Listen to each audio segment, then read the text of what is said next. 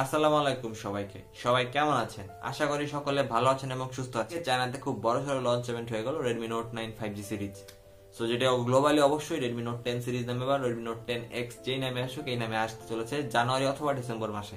এটির দুটি ফোনের রিভিউ করা আমাদের বাকি আছে, Redmi Note 9 4G এবং Redmi Note 9 Pro 5G। আজকে আমরা এই ভিডিওতে Redmi Note 9 4G এবং Redmi Note 9 Pro 5G এর ফুল স্পেসিফিকেশন রিভিউ এবং প্রাইসিংটা আপনাদেরকে জানাবো এবং অ্যাভেলেবিলিটি কবে হবে বাংলাদেশ এবং ইন্ডিয়াতে সেটা আপনাদেরকে জানাবো।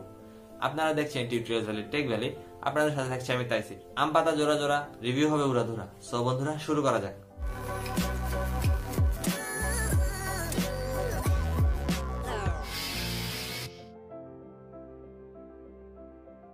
মূল ভিডিওটি শুরু করার আগে আপনারা যদি আমাদের চ্যানেলে নতুন হয়ে থাকেন তবে এখনই সাবস্ক্রাইব করে নিন এবং পাশে থাকা বেল আইকনটি বাজিয়ে অল করে দিন।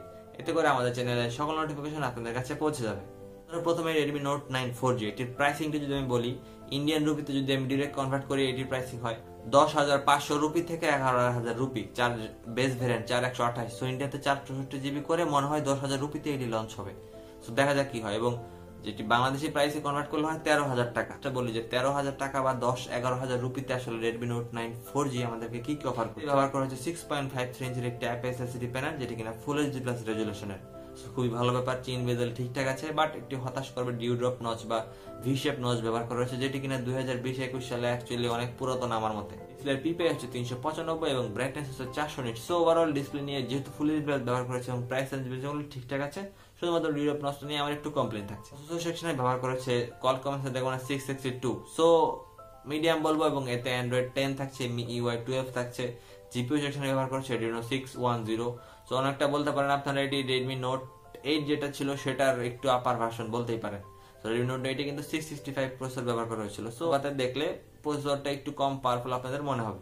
মেমোরি সেকশনে 3 নন স্লট থাকছে, একটা মেমোরি কার্ড দুটি সিম একসাথে ব্যবহার করতে পারবেন। সো অনেকগুলো র্যাম ভেরিয়েন্ট লঞ্চ হয়েছে, 4128, 6128, 8128 আর 256।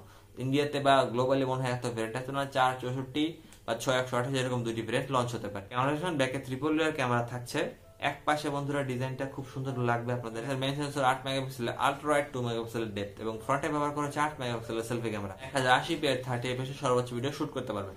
স্টুডিও স্পিকার থাকছে এবং 3.5 মিটার জ্যাকও থাকছে, যেটি খুবই ভালো ব্যাপার। এটি এই ফোনের সবচেয়ে শক্তিশালী দিক, এতে 6000 mAh ব্যাটারি ব্যবহার করেছে, 18 ওয়াটের ফাস্ট চার্জিং সুবিধা থাকছে, টাইপ সি পোর্ট থাকছে। ওভারঅল যে স্পেসিফিকেশন গুলো বললাম আপনাদের কি মনে হয়? চেনা চেনা লাগছে? এটি আসলে কার স্পেসিফিকেশন বললাম? হ্যাঁ, আপনারা ঠিকই ধরেছেন। পোকো M3, যেটা 2 দিন আগে গ্লোবাল লঞ্চ হয়ে গেল। সো সেই পোকো M3 টাই তারা চায়নাতে রিব্র্যান্ড হিসেবে পোকো শাওমিকে রিব্র্যান্ড করতে এখন রেডমি পোকো রিব্র্যান্ড করা শুরু করছে। কে যে কাকে রিব্র্যান্ড করছে আল্লাহ জানে, আর তারা বলতে পারবে।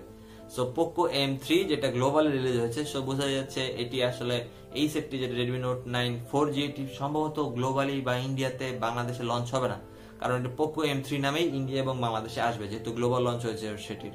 সো আমি আগে বলেছিলাম পোকো M3 এর সাথে হুবহু স্পেসিফিকেশন মিলে যায়। সো ঠিকঠাকই আছে। আমি বলবো যে প্রাইস রেঞ্জটা আছে, প্রাইস রেঞ্জ বলে ঠিকই আছে এবং পোকো লঞ্চারের সাহায্যে আসবে, অ্যাড থাকবে না। সো সেই অনুপাতে মানা যায়। সো বন্ধুরা এখন আসেন ভিডিওর পরবর্তী সেগমেন্টে, Redmi Note 9 Pro 5G। এটির প্রাইস ইউএন থেকে যদি আমি বাংলাদেশি টাকায় কনভার্ট করি হয় 21,000 টাকা এবং ইন্ডিয়ান রুপিতে কনভার্ট করলে হয় 18,000 রুপির আশেপাশে বেস ভেরিয়েন্টটি। সো চলুন স্পেসিফিকেশনটি একটু দেখে আসি যে কি কি থাকছে 18,000 রুপিতে বা 21,000 বাংলাদেশি টাকায়। ফ্রন্টের ডিসপ্লে সেকশনে ব্যবহার করেছে 6.67 ইঞ্চির একটি IPS LCD প্যানেল, যেখানে ফুল এইচডি প্লাস রেজুলেশন এবং এতে 120 Hz হাই রিফ্রেশ রেট থাকছে। সো খুবই ভালো ব্যাপার। Display brightness 450 nit, speed 395 PPI। So overall ডিসপ্লের দিক থেকে কোনো প্রশ্ন করার কমপ্লেইন থাকছে না এবং ফ্রন্টে 5 হোল থাকছে, মাঝখানে Redmi Note 9 এর মতো চেইন বেজেল খুবই মিনিমাল, একদম ঠিকঠাক বলবো। এবং ফ্রন্ট এবং ব্যাক উভয় দিকেই কর্নিং গ্লাস এর প্রোটেকশন থাকছে, যেটি খুবই ভালো ব্যাপার। ব্যাকে বন্ধুরা রাউন্ড এতে ক্যামেরা সেকশনে সবচেয়ে ভালো ব্যবহার করা হচ্ছে 108 মেগাপিক্সেলের মেইন সেন্সর, 8 মেগাপিক্সেলের আল্ট্রা ওয়াইড, 2 মেগাপিক্সেলের ম্যাক্রো এবং 2 মেগাপিক্সেলের ডেপথ। এটি হচ্ছে এই ফোনের সবচেয়ে শক্তিশালী দিক, ফ্ল্যাগশিপ লেভেলের ক্যামেরা। করেছে Qualcomm Snapdragon 750G, যেটি 8 ন্যানোমিটার বেসড আর্কিটেকচার তৈরি, বাট এটি একটি 5G প্রসেসর 750G। এটার পারফরম্যান্স কিন্তু 765G থেকে অনেক বেটার। সো যে প্রাইসিং যে 18,000 রুপি বা 21,000 টাকা যদি আনতে পারে, অসাধারণ একটি ব্যাপার হবে এই প্রাইসে এই প্রসেসর। সো এতে জিপিইউ সেকশনে ব্যবহার করেছে Adreno 619, খুবই ভালো ব্যাপার। সিম স্লট হিসেবে হাইব্রিড সিম ট্রে থাকছে, অর্থাৎ একটি সিম একটি মেমোরি কার্ড বা দুটি সিম ব্যবহার করতে পারবেন, যার বেস ভ্যারিয়েন্টটি 6128GB। সো আমার মনে হয় খুব একটা অসুবিধা হবে এই ব্যাপারে। ডুয়েল স্টোরেজ স্পিকার থাকছে, 3.5 মিলিমিটার জ্যাক থাকছে, সো ঠিকঠাকই আছে। ব্যাটারি সেকশনে ব্যবহার করেছে 4820 মিলিঅ্যাম্পিয়ার ব্যাটারি এবং 33 ওয়াটের ফাস্ট চার্জিং সুবিধা সমৃদ্ধ এবং টাইপ সি পোর্ট। তো এই মাত্র যে স্পেসিফিকেশনটা বললাম, এটাও আপনাদের জানা লাগবে, কারণ যে globally me 10T light 5G যে ফোনটি লঞ্চ হয়েছিল, এটির হুবহু রিব্র্যান্ড হচ্ছে Redmi Note 9 Pro 5G। তো আজকে লঞ্চ হয়ে গেল চায়নাতে, বাংলাদেশে অবশ্যই আনঅফিশিয়ালি ডিসেম্বরের শেষ নাগাদ অ্যাভেলেবেল হবে। তো দেখা যাক ইন্ডিয়া মার্কেটে আসলে কবে লঞ্চ হয় এবং কি প্রাইসিং এ লঞ্চ হয়। যদি 19,000 রুপিতেও লঞ্চ হয় ইন্ডিয়াতে, বাংলাদেশে 23-24 হাজার টাকা, আমি বলবো অসাধারণ ফোন। যদি মি 10T লাইট 5G খুবই একটি ভালো ফোন ছিল। সো ওই ফোনটির রিব্র্যান্ড আসলে যেই নামে আসুক না কেন, যদি প্রাইসিংটা ঠিকঠাক রাখতে পারে, আমার মনে হয় অসাধারণ একটি সামনের 2021 সালের জাতীয় ফোন হতে চলেছে এটি। তো বন্ধুরা, ছিল আজকে আমাদের ভিডিওটি কেমন লাগলো? ভালো লেগে থাকলে লাইক করবেন এবং শেয়ার করবেন। পরবর্তী ভিডিও দেখা হবে সবাইকে।